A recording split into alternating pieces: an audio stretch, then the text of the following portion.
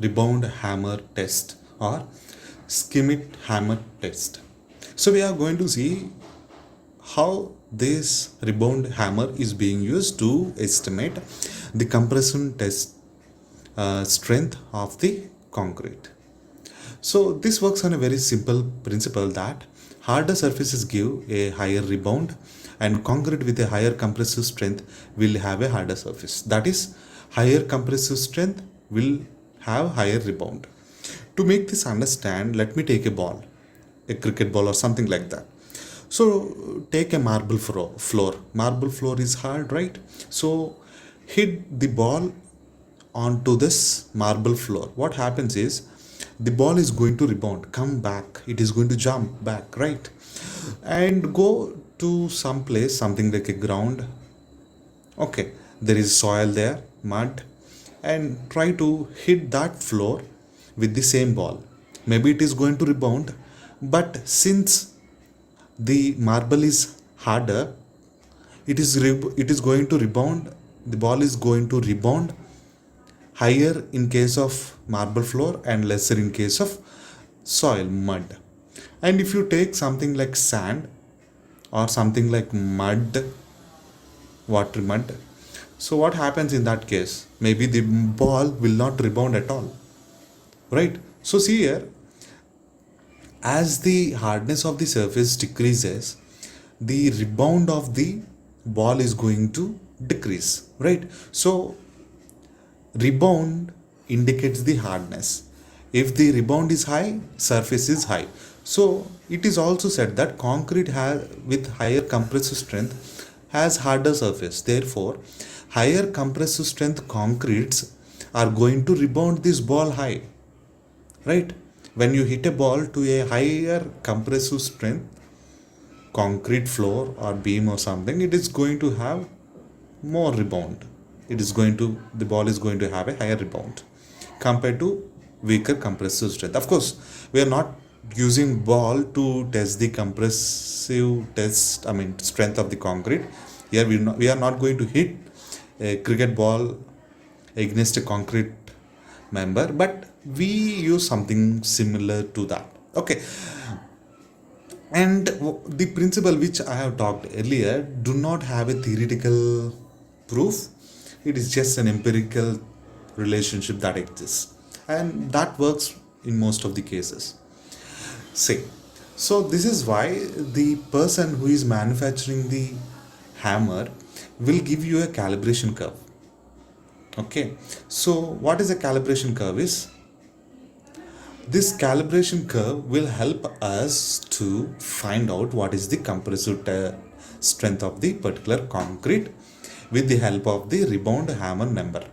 So when I use this rebound hammer to find the compression strength of concrete, I am going to get a rebound number.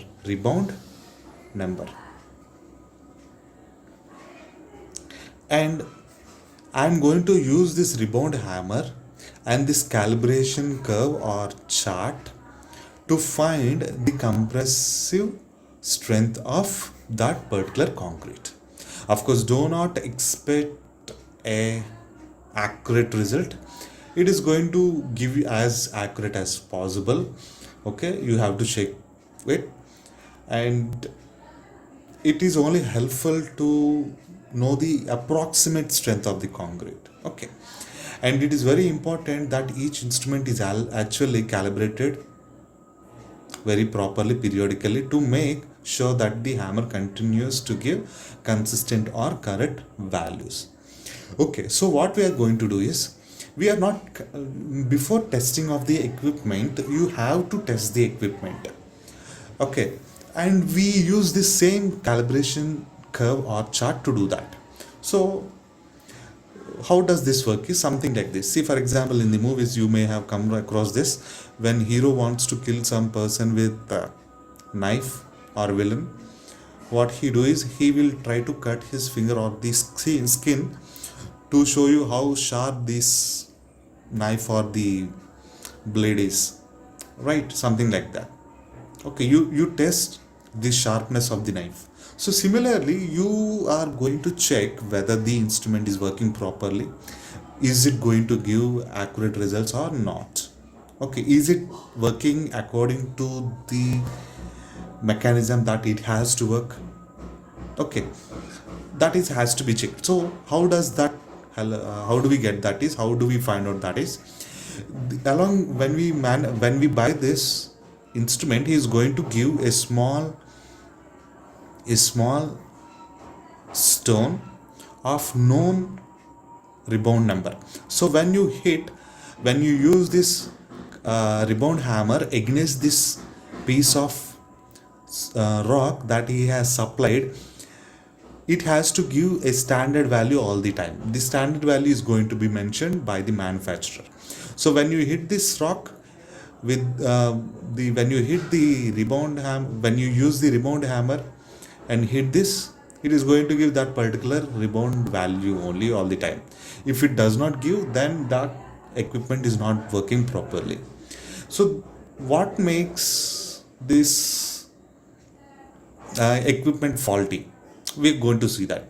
Okay, so what is making it is spring stiffness. There is going to be a spring inside this rebound hammer, and the stiffness of that spring is important for the accurate working of this equipment. But with usage of this equipment, this hammer, the stiffness of the spring is going to decrease, and the accuracy of this equipment is also going to decrease with time.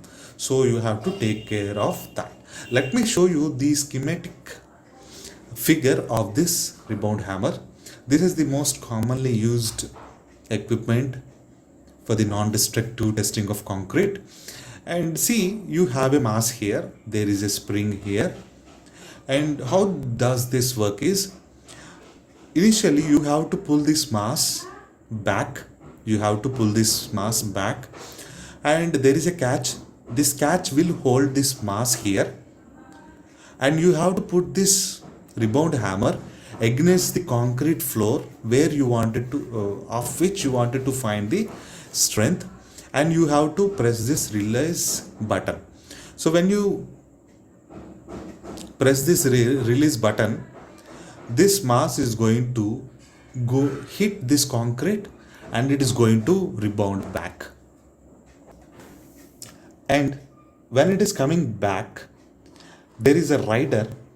This mass will move this rider on this scale, and this rider will stop at certain point based on this moment reboundness of this hammer, and on the scale you can find the rebound number.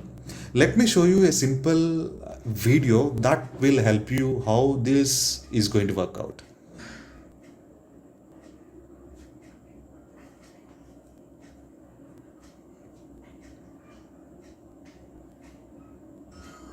So these are the parts: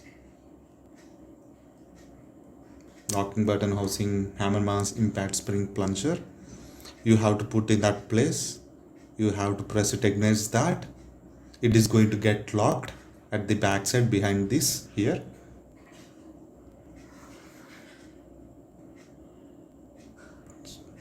So when you release it, this is going to hit that concrete floor, and there is a slider here. That slider, that rider will give you the value. This is the rider. This is the rebound hammer from 10 to 100. So this is the calibration chart. Once you got the rebound hammer number, you have to use this chart. So this is the rebound number, and this is the compressive strength of concrete. On the x-axis compressive strength, on the y-axis 0 to 70 rebound number. Of course, this chart varies with the equipment, with the model of with the manufacturer. Therefore, each and every equipment has its own calibration chart printed on it. Okay, this chart is going to be printed on the equipment itself, on the hammer. So here there are 3 curves, and the curve that you wanted is chosen based on the orientation that you have used in order to find out the rebound number. See, did you put this horizontally, or if you have, did you put vertically upward or vertically downward? So based on that, for example, if the rebound hammer is 40, something like 40, and this is the case, so you have to check this, and this is the value, something like 37.5. This is the compressive strength of that particular concrete. This is the average rebound numbers for the quality of concrete. Okay, of course, this is just to know the quality of concrete, and the calibration chart is used to get the compressive strength of the concrete. And there are certain advantages and disadvantages also with this. This is easy to carry out, a bit cheap compared to other equipment, robust, speed, skilled person are not required, any person can do it, and it is easier to do it. And but disadvantages are not directly related to strength. This rebound hammer is not related to the compressive strength of the concrete. This is an empirical relationship that we have established, right? So at best it can measure only the strength of the concrete close to the surface. Okay, see, for example, there is a big beam, big member. This rebound hammer is only helpful to find out the compressive strength of this outer layer. You do not know what is the actual compressive strength inside. Okay, maybe inside there are pores, inside there is pores, there is no proper compaction, there is a honeycomb formation inside that makes it concrete weaker inside. Okay, you do not know, you just try to find out, you when you use this hammer, you are only able to find out the compressive strength of the concrete on the surface itself. Okay, and interpolation of the data, especially in terms of strength, is a bit difficult. Factors affecting the accuracy of the result: surface smoothness, shape and size and rigidity of the specimen. What is the shape, what is the size, is it circular column or a rectangular column, and age of specimen, and surface and internal moisture conditions of the concrete, type of coarse aggregate used, cement, if it is a specimen, what is the mold used, cylindrical or cube, and carbonation of concrete surface.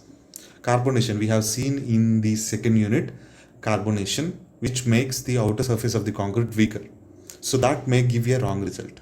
So this is all about rebound hammer.